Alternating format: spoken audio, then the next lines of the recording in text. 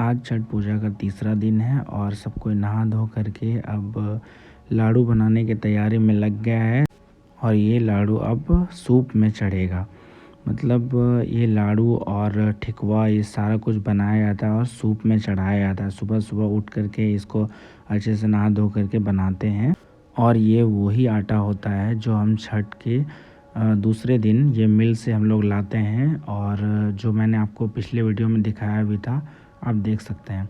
और फिर से ये लाडू बनने के बाद अब मम्मी चूल्हे में नया चूल्हा बनाया जाता है, उसमें आग डाल दी और उसके बाद हम भी मिलजुल कर ठेकुआ बनाने लगे और ठेकुआ का लाडू बनाने लगे और ठेकुआ बनाने में मदद करने लगे, मम्मी का, चाची का, सभी लोगों का।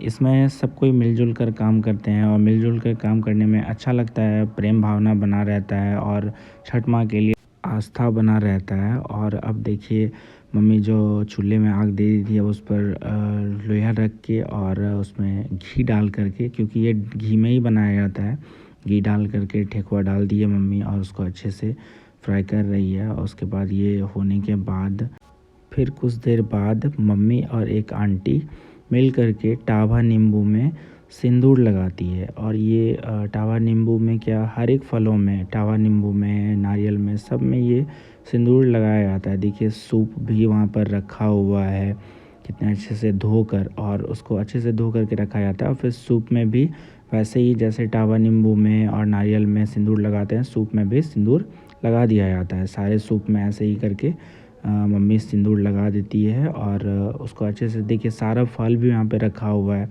और फिर ये सारा फल सूप में सजेगा।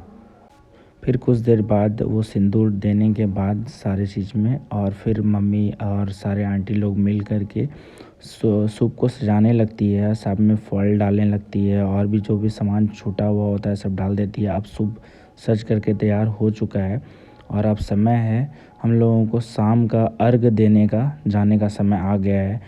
आप सब कोई प्रणाम कर रहे हैं। और मैंने आपको पहले ही बता दिया, ये पर्व आस्था का पर्व है और आज शाम का समय है और ये पहला अर्घ है, आज का पहला ये फर्स्ट अर्घ होता है।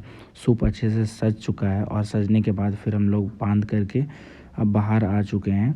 सबको बांध करके नदी के लिए, नदी जाने के लिए तैयार हैं। मम्मी भी बाहर निकल रही है और डन देते हुए, क्योंकि मेरी मम्मी ही सूप उठाती है। सूप उठाना मतलब होता है, मतलब हाथ में सूप लेकर के सूर्य भगवान का आराधना करती है, मेरी मम्मी ही करती है वो।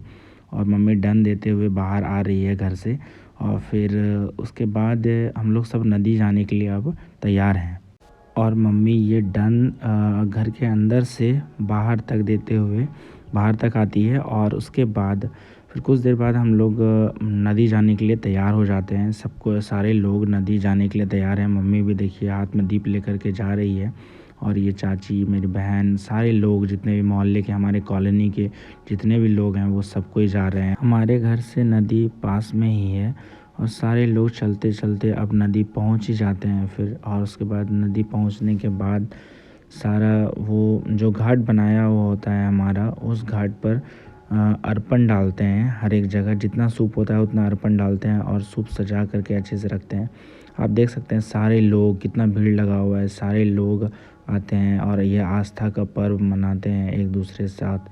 और पूरे अच्छे से श्रद्धापूर्वक से सूप को सजा करके सूर्य भगवान का आराधना किया जाता है और सारे लोग अर्घ डालते हैं। और अर्घ डालते हुए आप देखिए सब कोई अर्घ डाल रहे हैं। और उसके बाद ये अर्घ डालते हुए सूर्य भगवान से अपना अपना आस्था, अपना अपना मनोकामना सब पूर्ण करते हैं और मांगते हैं जो भी मांगना होता है उनकी इच्छा के अनुसार। और उसके बाद सब कोई अर्घ डालकर छठ माँ की पूजा करते हैं। बहुत लोग इस त्यौहार को पोखर में भी मनाते हैं और नदियों में भी मनाते हैं, पर नदी का पानी बहता हुआ होता है और बहता पानी में इसे मनाना, इस पर्व को मनाना बहुत ही शुभ माना जाता है। और फिर उसके बाद मेरे चाचा जी सारे सूप और सारे फलों को समेटते हुए घर की ओर वापस हम लोग सब कोई लौट जाते हैं। सब कोई अपना अपना घर वापस चले जाएगा और फिर दूसरे दिन सुबह आए।